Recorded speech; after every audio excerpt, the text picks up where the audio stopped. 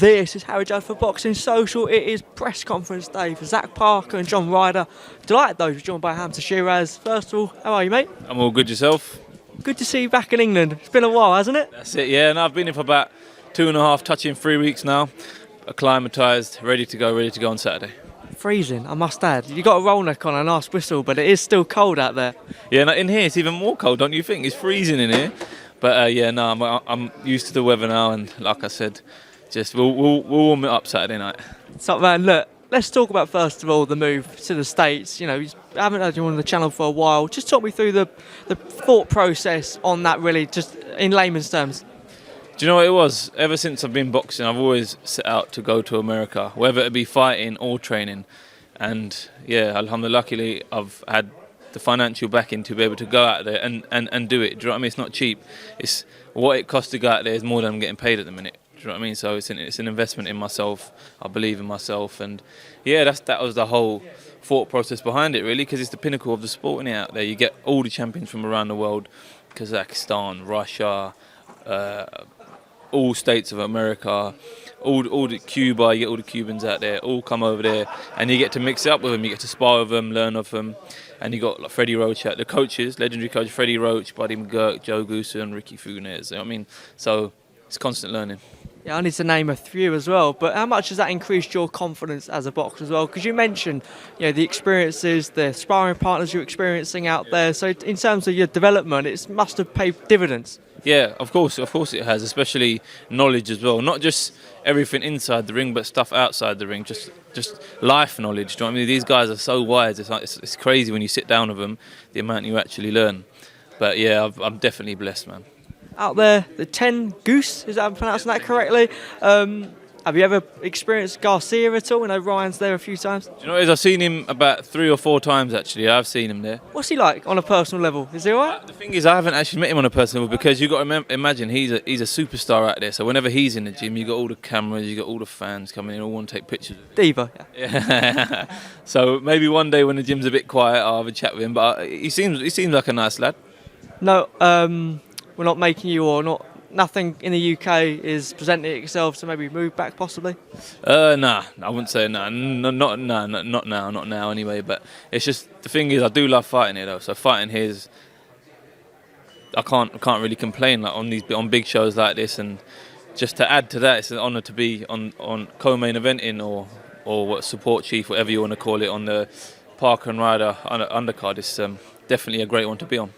First events of your WBC silver belt, and also the Commonwealth. You know, 2 other gentlemen on this card are both fighting for a Commonwealth title as well. How important is that in your career, do you reckon? No, it's definitely, that's what it's all about, picking up these titles. I wanted to get the British as well, but for whatever reason that didn't happen. But yeah, that's what it's all about, picking up these titles and slowly climbing the rank, get your rank in, and before you know it, get yourself in a mandatory position and you're fighting for a world title. But listen, Saturday night I've got to defend my silver belt and pick up that Commonwealth.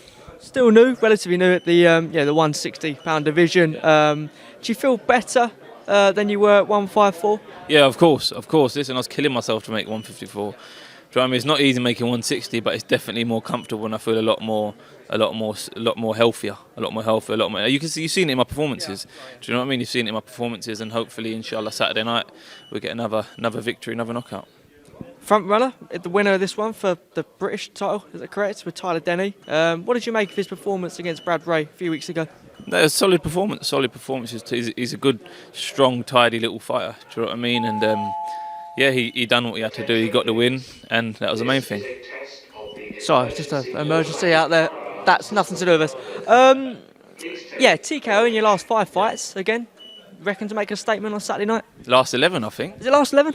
I must have read wrong there. Last 5 fights. I've like 6 fights wrong. Christ, my knowledge is terrible. 10 on the trot. Christ, I need to get back at school. But look, same again though. Same question. Expecting that on Saturday night? God willing, inshallah. I'm not looking for it because, like I always said, one time I did go looking for it, I didn't get it. Just going to go in there, do what I do best, and come out of the victory. This is carnage in here. This is. Let's carry on anyway. Look, the middleweight division, it is streaming with absolute talent. You look at the people in that division. When you get to that world level, which you're saying is not going to be too far off, who's going to be in the top of those divisions, do you reckon? Do you know what it is? I think the division is going to be, you don't know really, because there's the fighters who are already there, you don't know how long they're going to stay there for. And the fighters who are coming up, by the time I get there, I'll probably come up with a new batch of fighters that are slowly taking over. And you'll probably have fighters coming up from 154 from moving up. So you don't know about the division, do you know what I mean? So it's definitely a great division to be in and a great one for the future.